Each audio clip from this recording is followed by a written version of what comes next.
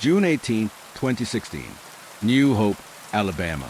What was supposed to be a joyful church picnic turned into a haunting mystery when 39-year-old Miriam Monroe, the wife of a beloved pastor, vanished without a trace. Her disappearance would spark years of speculation, suspicion, and secret, until a single letter found 7 years later in the unlikeliest of places flipped the entire story on its head. The town of New Hope was small, quiet, and deeply religious, a place where secrets didn't stay buried for long. At the heart of it was New Hope Baptist Church, led by Pastor Elijah Monroe, a man with a deep voice, powerful sermons, and a reputation for strong leadership. Miriam, his wife of 15 years, was equally admired, soft-spoken, graceful, and always present at church events. To outsiders, there was a picture-perfect spiritual partnership, but behind the stained glass windows, something darker lurked. Miriam was known as the church's quiet angel, always helping, never complaining. But friends later recalled that something in her eyes had changed in the months leading up to her disappearance. Distant stays, half smiles, frequent migraines, and nervous glances at her husband. She had no known enemies, no history of mental illness, no reason, on the surface, to disappear.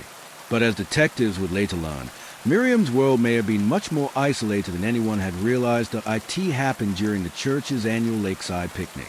Over 150 people gathered for food, games, and praise songs. Miriam was last seen handing out slices of watermelon around 4:15 p.m. By 6 p.m., she was nowhere to be found. Her purse and phone was still by the picnic blanket. Her car keys were missing. Her car remained untouched in the parking area.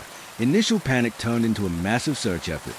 Police, church volunteers, and search dogs combed the nearby woods and lake.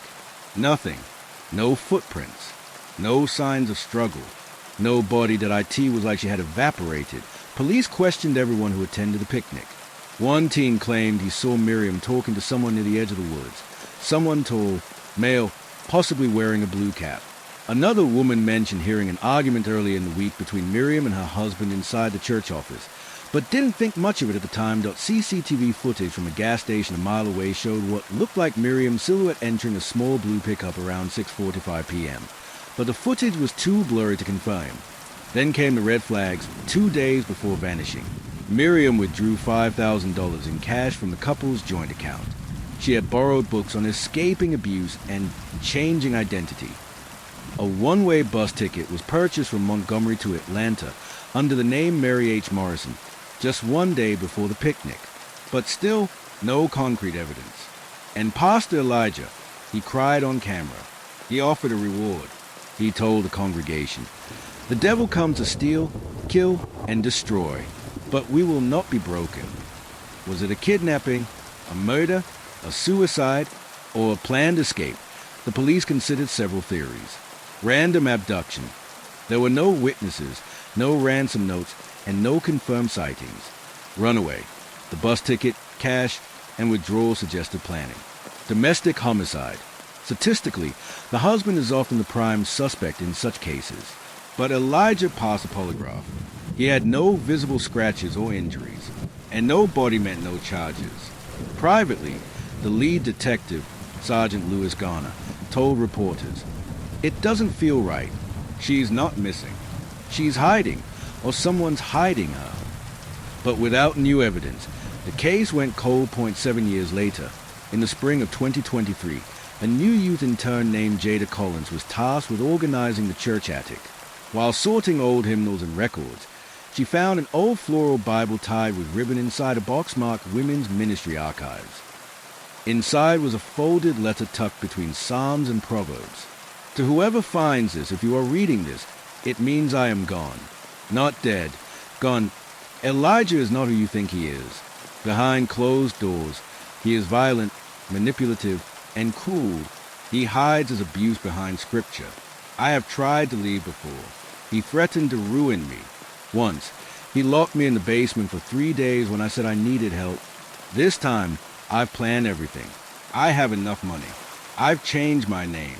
I'm leaving tonight. Don't look for me. Just know, I survived Miriam Monroe." The handwriting was verified. DNA from the envelope matched sample from her old toothbrush. The letter was real. Suddenly, everything shifted. With the letter's discovery, Media swarmed New Hope again. Pastor Elijah claimed the letter was fabricated, part of a campaign of confusion by enemies of the faith. But additional witnesses emerged. A former church secretary confessed Elijah had manipulated scripture to control women. Family therapists claimed Miriam once visited her anonymously and described life with a dangerous religious narcissus. The church board forced Elijah into early retirement, though no charges were filed. Miriam had never accused him legally. And again, no body, no crime that a woman matching Miriam's description was reportedly seen in Asheville, North Carolina, working under the name Mary H. Monroe as a florist. But when reporters arrived, she was gone. What began as a tragedy turned into a story of silent strength. Miriam Monroe didn't disappear. She escaped. From behind the smiling portraits and Sunday dresses was a woman desperately fighting for her freedom. She didn't run from God, only from a man who claimed to speak for him. And perhaps, in leaving behind that one hidden letter,